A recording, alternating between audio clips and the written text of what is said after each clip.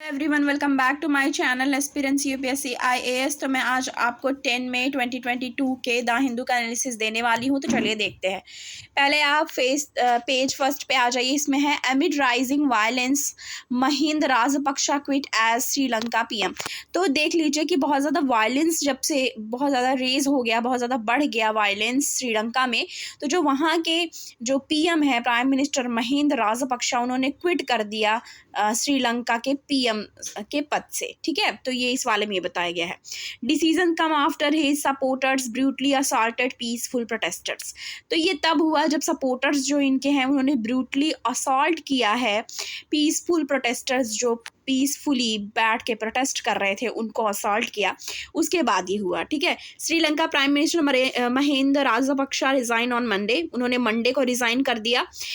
His office said hour after his supporters brutally assaulted peaceful anti-government protesters amid a worsening economic crisis in the island। ठीक है, तो ये चीज़ हुई है। ये आपको देखना है कि उन्होंने इस्तीफा दे दिया है अपने पीएम के पद से जब इतना ज़्यादा वायलेंस रेज हुआ, बढ़ गया। तो दूसरा है we will consider sedition law centre inform top court. तो उसमें यह है कि we will reconsider sedition law centre inform to top court. तो सेंट्रल गवर्नमेंट ने टॉप कोर्ट यानी कि सुप्रीम कोर्ट को ये चीज़ बताई है कि हम जो है हम रिकंसीडर करेंगे सिडिशन लॉ को। ठीक है, सिडिशन लॉ के बारे में बात चल रही है। Ministry of home affair on Monday inform the supreme court of its decision to re examine and reconsider the sedition law in the background of the prime minister Narendra Modi believe that the nation should work harder to shed colonial baggage. ठीक है, तो ये बताया गया है कि फिर से री एग्जामिन किया जाएगा और रिकंसीडर किया जाएगा सिडिशन लॉ को।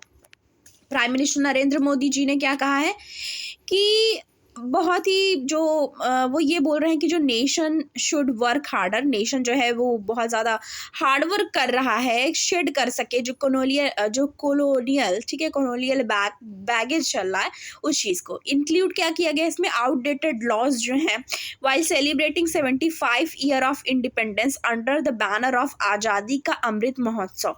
आपको पता ही है कि आज़ादी का अमृत महोत्सव चल रहा है जो कि 75th year of celebrating independence day है।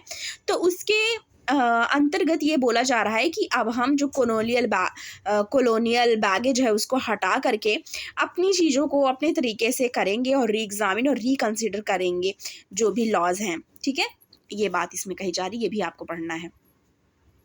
आगे देखते हैं, पेज नंबर 1 पे ही है, इसको पढ़ना है। Asani said to weaken near Orissa coast. ठीक है, तो आसानी जो है वो set to weaken near Orissa coast, जिसमें क्या है cyclonic storm triggered heavy rain on east coast. तो साइक्लोनिक स्ट्रॉम आया जिसने ट्रिगर किया है हैवी रेन को, कहाँ पे, ईस्ट कोस्ट पे। 11 स्ट्रैंडेड फिशरमैन रेस्क्यूड। 11 स्ट्रैंडेड जो फिशरमैन हैं, ठीक है, उनको रेस्क्यू किया गया है। तो ये न्यूज़ दिया गया है, कहाँ से है ये, उड़ीसा से ये न्यूज़ है। आगे देखते हैं। देखिए आप, ये मैप में ही बताया है कि उड़ीसा है ये, ठीक है, बे ऑफ बंगाल है ये। तो 7 मई को स्टार्ट हुआ साइक्लोनिक एक्टिविटीज़। फिर 9 मई को क्या कंडीशन रही, 10 मई को क्या कंडीशन रही, 11 मई को क्या कंडीशन रही और 12 मई को क्या कंडीशन रही कि वो एकदम उड़ीसा के जस्ट देख लीजिए आप कितने करीब पहुंच गया। तो इस चीज़ को लेके है यहाँ पे। आगे देखते हैं, इसको पढ़ना है। Only 1% of women in 15 to 49 age group consume alcohol. अभी ये देख लीजिए, ड्रिंक या करना यानी कि अल्कोहल कंजप्शन देखा गया है कि 1% ऑफ वुमेन जो है, 1% महिलाएं जो हैं वो भी अल्कोहल कंज्यूम कर रही हैं, जो कि एज ग्रुप है 15 से लेके 49 साल के बीच का। ठीक है, ऐसा किसने बताया है अपनी रिपोर्ट में, NFHS 5 का जो रिपोर्ट आया है उसमें बताया गया है। ठीक है, अब ये देख लीजिए क्या बताया गया। Among women who drink 70% consume it every day. जितनी औरतें ड्रिंक करती हैं उसमें से 17% ऐसी हैं जो हर दिन अल्कोहल कंज्यूम कर रही हैं। ठीक है, 37% drink about once a week. 37% ऐसी वुमेन्स हैं जो वंस अ वीक, मतलब हफ्ते में एक बार ड्रिंक करती हैं। The percentage of women who take alcohol is highest in Arunachal Pradesh. तो जो औरतों में परसेंटेज, जो हाईएस्ट परसेंटेज है, कहाँ पे सबसे ज़्यादा औरतें कंज्यूम करती हैं अल्कोहल, वो कहाँ पे आया है? अरुणाचल प्रदेश में। तो ये ध्यान में रखने वाली बात है। हाई एंड लो डेटा इधर जो दिया गया है, टॉप 5 के कौन कौन से हैं देख लीजिए। अरुणाचल प्रदेश, सिक्किम, आसाम, तेलंगाना एंड गोवा। ठीक है, ये बताया जा रहा है यहाँ पे। ये वुमेन हु ड्रिंक अल्कोहल की बात है। ठीक है, मेन की बात करें अगर कहाँ पे सबसे ज़्यादा मेन जो है वो अल्कोहल कंज्यूम करते हैं, तो गोवा है पहले नंबर पे 59%, 59.1% है। फिर अरुणाचल प्रदेश, फिर तेलंगाना, फिर मणिपुर एंड फिर लास्ट में अंडमान एंड निकोबार आइलैंड।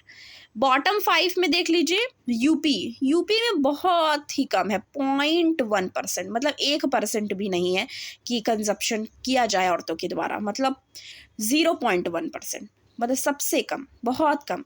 तो यहाँ कहाँ पे बॉटम 5 में कौन कौन से स्टेट है जहाँ पे औरतें कंज्यूम नहीं करती अल्कोहल या ना के बराबर करती हैं? वो है यूपी, बिहार, गुजरात, लक्षद्वीप एंड तमिलनाडु। ठीक है, और अगर बॉटम 5 वहाँ का देख लिया जाए मेंस का, कि कितने मेन हैं जो ड्रिंक करते हैं अल्कोहल, जो कम करते हैं, मतलब नीचे से टॉप 5 देखें, बॉटम 5 सॉरी, तो Lakshadweep, Gujarat, JNK, Rajasthan and UP. ठीक है, तो ये डेटा भी आपको ध्यान में रखना है, क्या पता क्वेश्चन पूछ ले। आगे देखते हैं। अब आप आ जाइए एडिटोरियल वाले पेज पे। एडिटोरियल वाले पेज पे आएंगे आपको तो एक ये न्यूज़ पढ़ना है, powering up after the power crisis shock. ठीक है, ये वाला पढ़ना है। उसके बाद आपको ये पढ़ना है रिलेंटलेस वार। ठीक है, रिलेंटलेस वार किसको लेके बात की जा रही है यहाँ पे? रशिया इन्वेजन ऑफ यूक्रेन की बात की गई है।